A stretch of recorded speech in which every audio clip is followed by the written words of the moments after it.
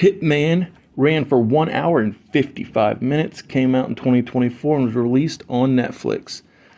Somewhat of a true story. That's fun. Glen Powell is a teacher, and in his class, one of the students says, "Life is short, put yourself out there, live passionately." This is the synopsis of the lesson he's teaching, according to both Gary Johnson, the teacher, and what the student perceives it to be. Other students, they make fun of him because he drives a Civic and he has cats, and, well, he's not exactly, Glen Powell's character isn't exactly living his best life in their mind. But Gary Johnson, he also helps the police work on undercover missions by installing audio equipment for cops to record people. Congratulations, Gary. You've been promoted to the Hitman for Hire. Because Jasper, the guy who normally gets wired up, he fell on some, well, I won't say hard times, but he fell into some stuff, and the department's putting him on the bench. My goodness, I'm gonna die. That's what Gary thinks before he goes to meet his first client. I'll use as a lack of a better word. This thing is just so fun. Gary is trying to get into character, and it's very amusing. Look at Gary. That guy's a natural. That guy is a natural is what the police that are listening in on Gary trying to convince this person to hire him to be their hitman says, because Gary asks the client, he says, "Are you going to find Jesus and point the finger at me? Man, you are the real deal." That's what the client says. "I'm not running a charity. Did you bring the cash? Next time you see me, you'll have a new life." Which is both accurate because the new life that the person will have is behind bars, and it's also good because if Gary was a hitman, the person would have a new life because the client would no longer have the problem they're trying to get hit. Great job, Gary. You just saved a life. How does that feel? It feels good. The cops enjoy fake Gary, but they really dislike real Gary. And Gary says hitmen are basically a myth, so he becomes the fantasy. What an interesting concept that because there aren't that many hitmen, Gary becomes the fantasy that everybody expects a hitman to be. And not everybody expects the same hitman, so Gary gets good at tailoring the hitman for each client. That way that it ensures that they will want to play the game and hire him. Gary eats pie at a restaurant, and he says the setup is for them to know that he's the hitman. They say, "How's the pie?" And he says, "All pie is good pie." It's a nutty way to confirm that this person is the hitman, but whatever works, right? Speaking of whatever works, Gary at one point even agrees to take a PlayStation 5 as payment from a kid who wants this hitman to kill his mom. Because it's not so much how much the hitman makes, but the idea that somebody's willing to pay for him to kill is what makes them be guilty of hiring him to do the hit. I really like Gary's fake Russian. The Russian is being offered a speedboat for the hit. It is interesting seeing the contrast between teacher Gary and fake hitman Gary. Real life Gary, he's still friends with his ex, which is strange to me. However, the character is helpful to move the story forward. Gary calls out his ex for not waiting for him to change or get more open. And Gary sees his new undercover work as a field study almost because of him being a teacher. And Gary's ex is one cold-hearted lady. Jasper, the cop Gary replaced, is big time not happy. Gary is doing good in the role that Jasper used to have. Gary struggles to figure out his character for this new client that he's about to meet, Madison. She's pretty and young, and Madison wants the hitman to take out her husband. They have some pretty amusing cat banter over the pie, and it's a bit of a catastrophe. Things get heavy when Madison says her husband is a bad man and she feels like she's in prison. Gary doesn't want Madison to get locked up, and he tells her not to go home and to take the money that she would have paid him and get herself to safety. Jasper laughs, saying Gary let Madison off before she could incriminate herself. Gary hears his cop folks talking about how much they love fake Gary. It's just it's crazy hearing lawyers point out and paint Gary in such a negative light when all of the people that he got arrested go to trial. And at this point, it seems like he doesn't even know. Like, Glen Powell's expressions are good at conveying his the conflict within. Madison, the wife who had thought she was hiring Gary to be a hitman, he called himself Ron when they met. She texts Ron, the hitman, and Gary, the teacher, is the one who answers the message. Not that they're not actually the same person, but Gary is actively being a teacher and not pretending to be Ron, the hitman. Madison is divorcing her husband, and Gary is just so into Madison. And they go to a dog park and they go back to making references to cats and dogs and jokes and just flirting, basically. Madison says Ron is not a hitman. I tried looking you up and you don't exist, which was weird because it's like, wouldn't it be bad if she did look up a hitman and he was just showed up? Like, that would then make him a prime target to get locked up. And Gary's defense to her saying that he's not a hitman is, make no mistake, some people need killing. Oh my goodness. And he even uses the logic that I drive a Honda Civic so I'm forgettable, as if I don't exist.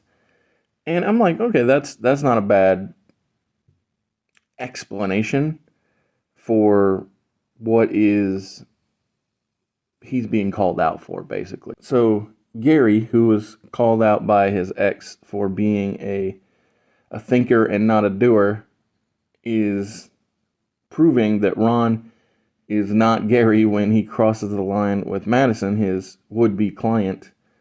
And yeah, he proves that Ron is a doer and not a thinker. Glen Powell is really just killing it in this role. He is so good at going in and out of both the Gary and the Ron characters and clearly defining the role of who's who and what's going on. The actress who's playing Madison is also well done. Her character is saying all the right things. What's your next line? Don't fall in love with me? Okay, then we agree on terms. The contract between Gary, the teacher, and Ron, the wild man, is... yeah, the contrast is just monumental. The id and the ego, the superego, these are the things that are being taught to Gary's class, while Madison and Ron are acting them out in flashes. The idea of who's in control and what's actually happening. It's funny, so throughout all of the time that Gary and Madison are getting familiar with one another, as I would put it, Gary is unintentionally coaching Madison on how to murder her husband and not get caught. Now, granted, he's coaching her while playing the character of Ron, who ought to know how to do it, because according to the way she understands it, he's a contract killer. And one of the lines that Ron uses is, tell the story you want them to find. As if that it's, up to Madison to paint the narrative for the police to see. And immediately I'm like, you're making a big, big mistake, Mr. Johnson. And when we flash back to courtroom shenanigans, Gary is asked why he dresses up for these roles. Unfortunately, in the moment, while he's being defensive, he channels Ron, and his fear goes away, and Gary and Ron are getting mixed up, which I think Madison has a lot to do with it because of how often Gary is portraying the Ron character. Whether it's your first time here or you're a regular here at Mr. Super Oz, I just want to thank you for tuning in to the channel. It exists because I, Oz, from the channel Mr. Super Oz, I wrote a 68-page graphic novel called Everlasting Survivors. Volume 1 is called All Day Long. If you follow the link in the description of this video, you can get yourself hats, shirts, posters, all kinds of fun things.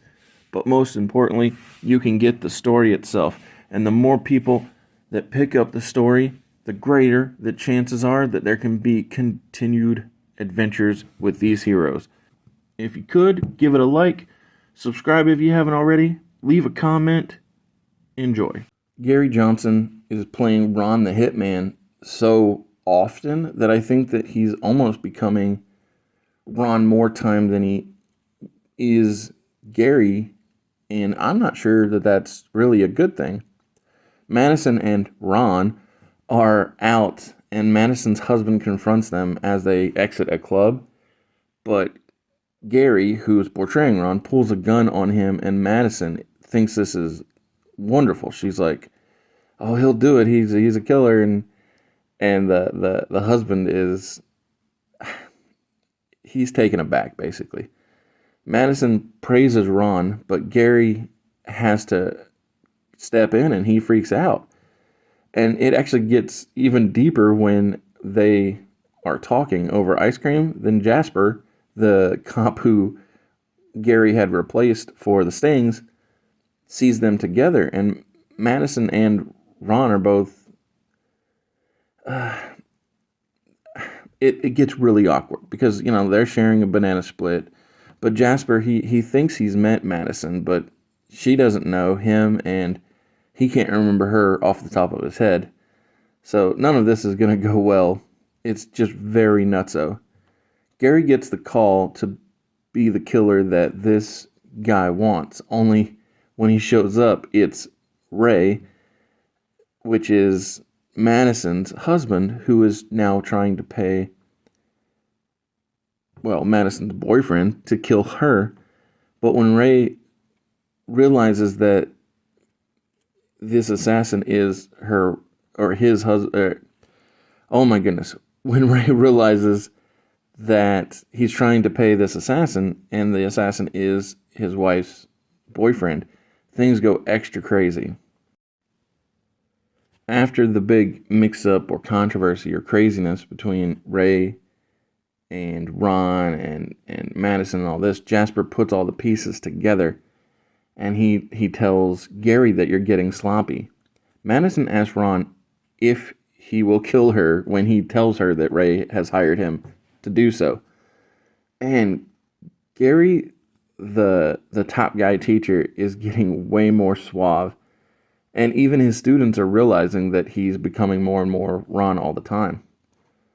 Madison's husband has been found dead. The cops are now on the hunt for Madison's boyfriend. Jasper and Gary are both working together. And the fact is, Jasper knows. Jasper knows it all, and he has the power to destroy Gary Johnson, both within the confines of the police job and just period, his whole everything, existence. Ron comes home and Madison knows Ray is dead. Did she kill her husband? You think I'm just out here killing people for no money? That was a great line from Ron, the so-called hitman. Madison for sure did this, right? Like, she had to have. That's the whole reason she got with Ron, I feel like, is to learn his ways. Now Gary is being honest with Madison. This is just super insane. My real name is Gary Johnson, and Madison wants nothing to do with Gary.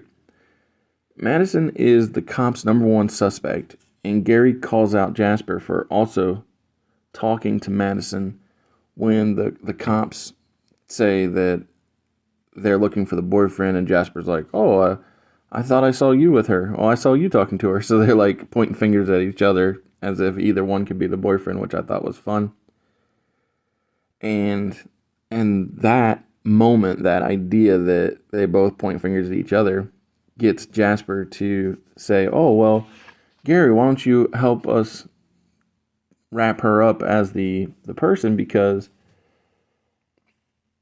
as far as the police know, Madison's still in the dark about Gary not being Ron. Only we all know that Madison knows Ron is actually Gary Johnson. And so we are definitely heading into this really crazy finish. Jasper and Gary ride together while the other cops are getting everything ready for what they suspect will be Madison's confession. Only she already confessed to Gary when he confessed to be Ron. And so Gary is so smart. He uses his cell phone to coach Madison through this whole conversation. Ron the Hitman is the coolest dude in this story. He's just always calm under pressure. And he and Madison think they've gotten away with it. And after the cops are thrown off the scent, Gary goes to see Madison, but Jasper is already at their place. And you've got to ask, what is this, a redemption arc for Jasper? Or is he trying to get the money that Madison is inheriting or being given? I mean, maybe inheritance is the wrong word when it's murder or whatever. Get insurance money, there we go, from Madison from her husband's death. Yep, that's what it is. Although at this point, Gary is no longer Gary. He just full on takes on the Ron persona. And he's like, okay, I know that Madison killed her husband. And if we're going to be together, he's like, I'm going to fix this, and takes out Jasper. And then we see that they basically live happily ever after, which is crazy. I would have never saw this happening. And so when we flash to the future, they got kids and the dogs, and the daughter asks mommy, how did you and daddy meet? And she was like, they share a look, Madison and Gary, and then they say all pie is good pie, and he says it sure is. And it's like, it was weird, and I gave it an overall 4 out of 5 good rating. What I think really cemented my feelings of it being good is when the credits rolled, they said that they made up the part where they killed Jasper, which was good because they said this was a somewhat true story at the beginning. So I thought that was a fun little callback to the somewhat true. And so I think that it's worth checking out if you get the time and if you have Netflix. So thank you for tuning in. Come back tomorrow for trivia, Wednesday for Alpha Entertainment Worldwide Reload, and more trivia Thursday, and the return of Shut Up and Take My Money on Friday.